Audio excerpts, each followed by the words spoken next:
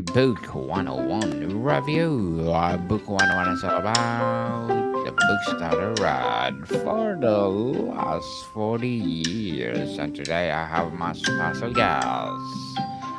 She's a designer, storyteller, a mom, and of course, a mogul too. None other than Miss Karen Aucoin. Welcome to Book 101, Miss Karen. And can you please introduce more about yourself? Hi, yes, I'm Karen Aucoin. I'm the owner of Studio 131 Weddings and Events, which is a beautiful venue in Largo, Florida.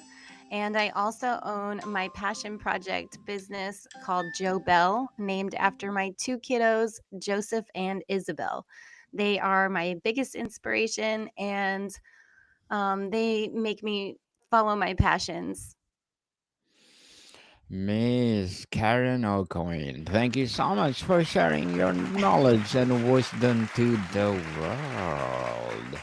And today, let's talk about the new standard of luxury come and costume. How would you define a new standard of luxury as a being centered around come and costume? Well, I would say that most people imagine that luxury is just unobtainable or unaffordable. And I would say one of my biggest missions with my business is to provide luxury, but within reach. So many people want a beautiful and amazing tablescape or gorgeous florals, and they really deserve the best for their big day, their wedding, their baby shower, their event, whatever they're celebrating. And I find that most people, when they think luxury, they're almost afraid to ask me for a quote sometimes. And I'm like, no, Yes, no, this is luxury within reach. So I do want people to understand that luxury doesn't mean necessarily that it's unobtainable. It just means that you're going to get a very quality and amazing experience. Um, and it can be for anyone. definitely affordable, people. What inspired the shift toward prioritizing a calm and customization in luxury experiences?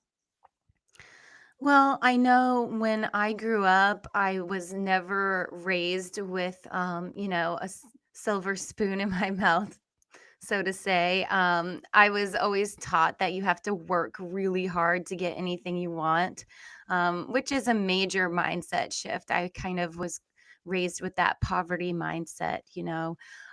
But I still carry a lot of those good qualities with me, I'd say. I think when you're raised and you're struggling or you you're experiencing that poverty mindset, that you can actually learn a lot. You can learn to work hard. You can learn to kind of move through the grit. You're not quite as sensitive. And I think that's helped me a lot in business now. Although I focus a lot of my energy into having a more prosperity mindset and understand that money is not the enemy. It's not against us. It's actually working for us. And it's this beautiful ebb and flow. And that's why I've moved more into that luxury brands, because I wanted to embrace that prosperity mindset and realize that we're not operating from lack you know, or desperation. We're actually operating from this beautiful, peaceful space, and everything's meant to ebb and flow. And we're able to use our um, skill sets to really give people a beautiful experience. And with business, especially, I'm able to grow in a way that I never imagined. Opening up that side of your mind and doing the work and learning about this prosperity mindset and way of life has absolutely changed everything for me, my family, my business, my employees, and everyone else on my team. We've really all been able to grow together. Yes, indeed. Prosperity, prosperity, people. Money, money, come to me, as they said. So, can you share an example of a brand or business that embodies this new standard of luxury? Can I give you an example? Well, I mean, Yes. my brand for sure Yes. offers that. So, Joe Bell is all about offering luxury with affordability. It serves all different types of clients, and I believe that everyone is absolutely entitled in this world to be able to celebrate their biggest moments, their big days, their baby showers, and um, all of their most important moments with taste and luxury and class. I mean, why not? Definitely. How does creating a sense of calm in luxury offerings enhance the customer experience?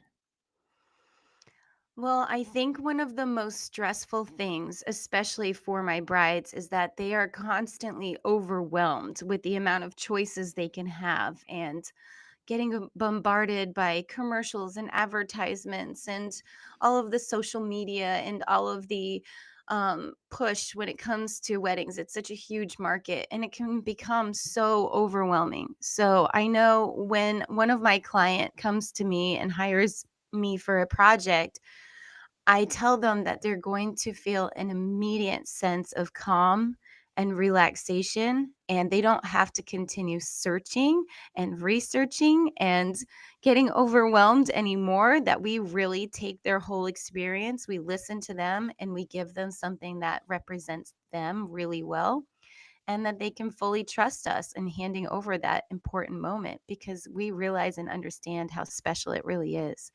So, I would say that putting the calm comes when they put trust in us. It kind of feels like a wave of the ocean just kind of splashing over you. All of a sudden, you're in this crazy ocean and all of this stuff is coming at you and all of these different ideas are hitting you at the same time, and then you decide to hire Joe Bell or Studio 131 and we just take care of all of it. And then you're just sitting on the beach with your little cocktail waiting for the day to happen. Indeed, indeed, Miss Karen. And how can a business balance exclusivity with the accessibility when offering custom luxury? Well, I think a lot of that actually comes with um, pre-qualifying our clients. There's not necessarily room for everyone. When I say it can be everyone, I mean that we don't really put out a certain budget or um, style necessarily, but we are very careful on who we take on. There's certain questions that qualify our clients to make sure that we are able to give them the best experience possible.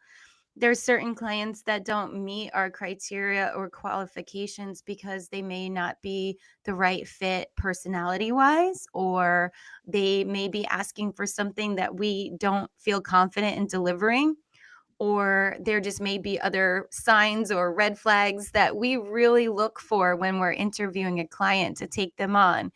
And another thing that I teach my team is that our services are not for everyone. And we have a huge community of other planners and vendors and decorators and venues that we happily pass those clients on to if we know that that's going to be a better fit. So I think that's really important in business to not just scramble and take every single client that comes your way, but really serve the people who are the best fit for what you're offering. I think that absolutely creates a better experience for the client and a better experience for you as you're working. It's okay to say no. No is a Yes. complete sentence. Yes, people, it's okay. Not always say yes, yes, yes. How does the new standard of luxury differ from traditional notions of opulence and extravagance? Well, I believe that now people are shifted and focused more on the bigger picture. So people want to buy a home and they want to experience a healthy lifestyle without going bankrupt or into major debt with their weddings. That's a pretty People are much more responsible than they used to be, but we also live a lot longer. So maybe there's a need to save that money. But it seems to be trending now to be a little bit more budget conscious. And it's probably just the fact that the cost of living is much higher now. And a lot of these couples actually already have children when they decide to get married, which is not as traditional as it used to be. So I think the version of luxury is a little bit more affordable now, right? People still Yes, want that beautiful experience, but they want to do it in a way that doesn't break the bank. So definitely. that is something we provide, but also traditional luxury is, things that are just almost unreachable for people. So I like to change the idea of luxury instead of thinking it being completely unreachable or something so grand and extravagant and so rare. Um, a lot of times people are getting a similar look and using silk floral installations, or they're using um, more renting items instead of purchasing everything, or they're going with a different style of venue that still looks beautiful, but it's a little bit, a little bit within reach.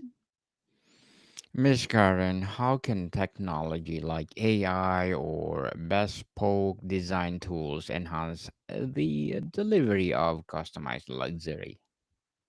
Oh my goodness. Well, AI has absolutely changed business and it will continue to do so.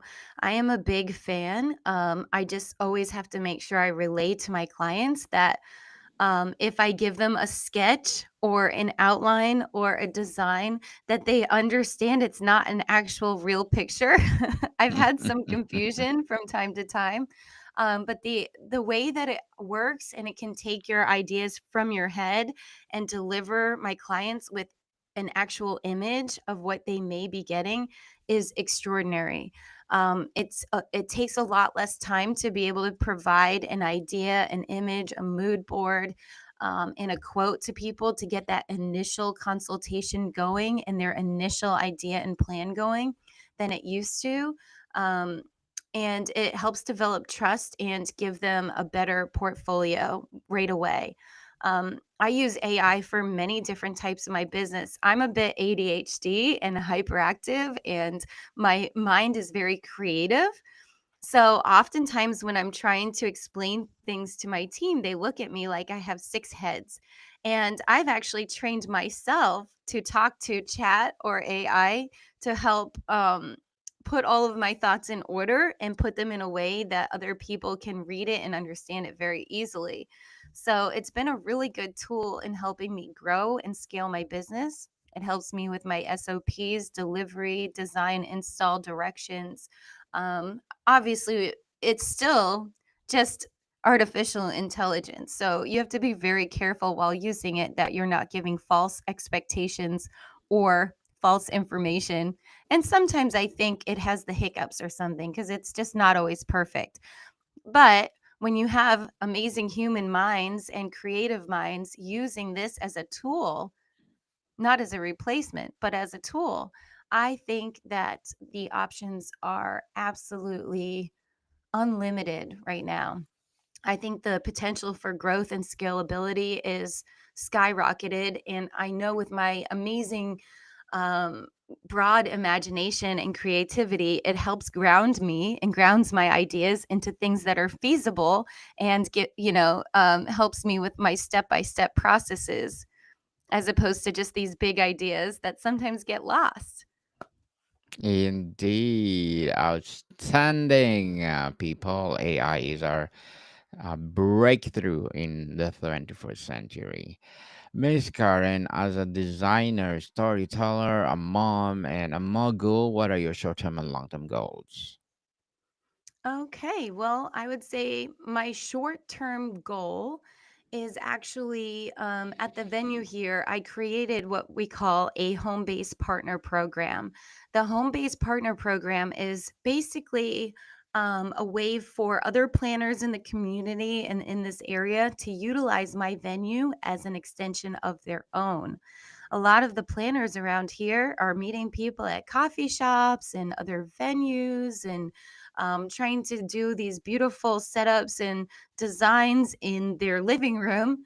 And I'm actually creating a program where they can come into my venue and have access to it and access to all of my decoration and other inventory, and they can actually upscale their business. So I'm all about helping fellow entrepreneurs and other business owners to level up and get to the next spot. We actually just had this beautiful event here last night to help explain that and launch that program called the Creative Collective. And I had 7 photographers here and content creators, and we designed the entire building with different backdrops everywhere.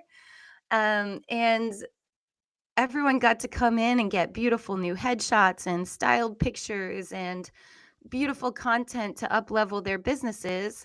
And then I was able to explain our programs to them. And it was a huge success. We had so many wonderful people here, and we were able to help build that community. So, in the short term, my goal would be to sign up at least 10 planners into the program so they can utilize the space, and 10 other event pros in the area so they can use the space about 10 hours a month to capture content and have client meetings here and be able to have a home away from home, instead of a traditional office or a storage locker or a cafe somewhere. So that would be my more immediate goal. My long-term goal would be with that idea in mind to be able to scale that, to be able to have that become very successful, and to be able to use that at my other venues that I partner with. So I have about 7 to 10 venues in the local area that we do decoration at frequently, and I would love to be able to take this program and duplicate it into all of those venues and be able to actually teach people the equation on how to do it successfully. So, big goal and a very scalable goal. And then with Joe Bell, my immediate goal is actually to book a really huge job in a luxury design for this beautiful Indian couple of mine. They're still just deciding on last details, but it will be one of our biggest clients. So that would be an immediate goal to book them and get them going and have a very successful wedding for them. And in the long run, I would like to be able to only take on about 10 jobs a year because they're just so big and so time consuming and take everything you've got. So it would help me build a bigger team and really expand that luxury feel, um, but still be able to serve the clients that with the smaller jobs as well, but only be able to take on about 10 bigger ones a year. So those are a couple Good goals luck. with the Yeah. business, but there's many more. Good luck to your goals, Miss Karen, Thank and you. looking forward for more success. And what would be your piece of advice for those people out there want to be, of course, like you? Oh, well, I would say my biggest piece of advice is just be fearless. You know, you have to really get into your most relaxed state of mind, into your dream state of mind, and think big. People don't think big enough. They think they can't do it. They have this negative mindset, and you just have to get away from that. You have to really brainwash yourself into believing you could do anything, and you really can. And then break that goal up into achievable, smaller goals, so that way you're always feeling like you got to that next step. You're training your brain and retraining your brain to understand that you, in fact, can achieve the next step to your goal. So, not making your goals so big that they're unachievable and you quit, but having that big vision out in the distance and then breaking it up into smaller, more achievable goals, so you can always be patting yourself on the back and saying good job, and your brain and your body understands that that is the next good thing to do. So go with your gut and shoot for the stars and be absolutely fearless in business, because you'll be successful. Yes, indeed. Thank you so much for your advice, Miss Karen. And can you please recommend a book that influenced your journey or books that influence your journey? Yes, absolutely. I will say, and this is a bit of a different one because nowadays I listen to more podcasts, short stories, and more personal development books.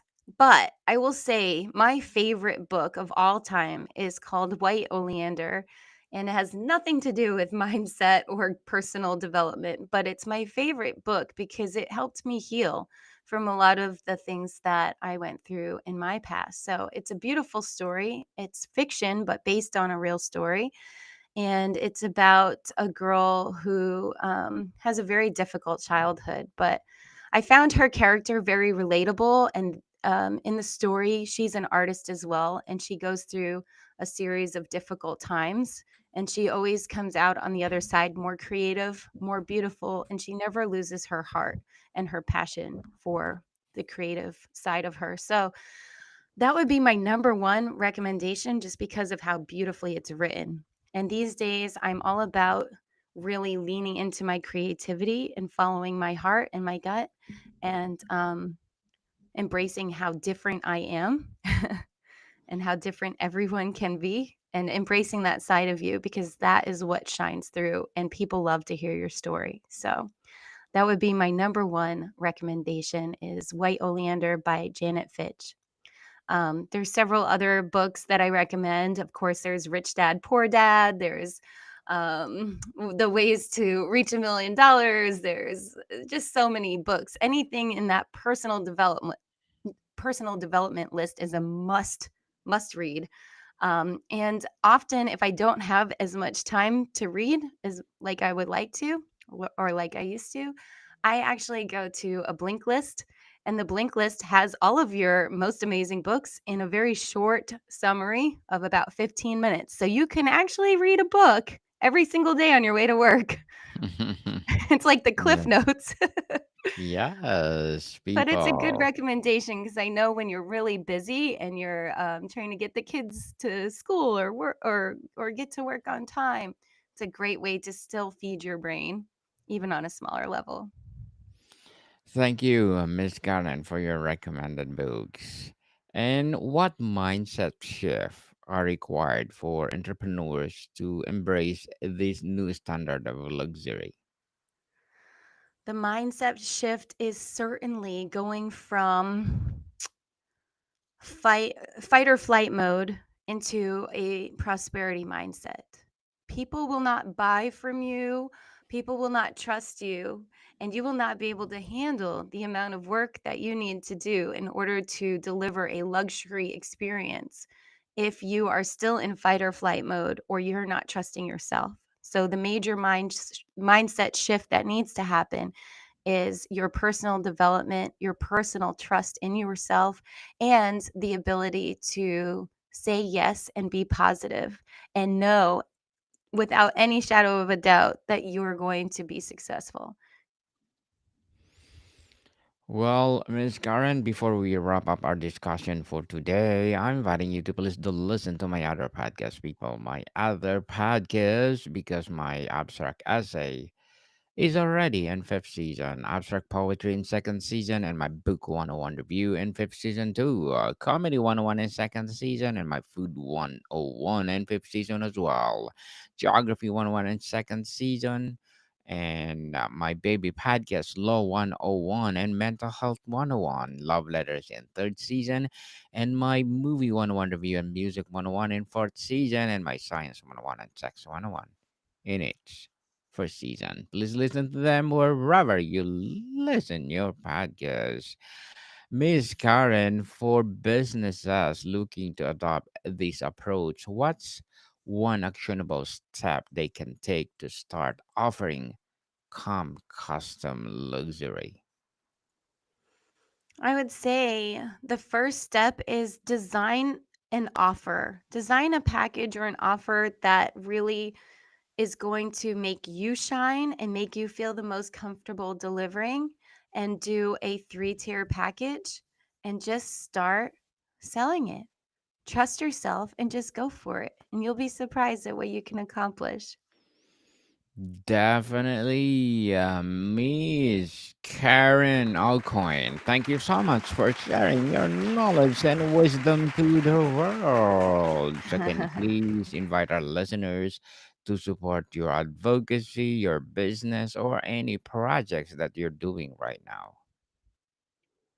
Sure. If you would like to just follow me on social media, you can follow me on my Joe Bell, or you could follow me at Studio 131. We have amazing opportunities and amazing luxury experiences. And my next one is actually for luxury home and holiday design. So if you need a little twist on your business or a little oomph in your home, we act like little elves. We come in, we make everything absolutely stunning for you, and you get to take all the credit.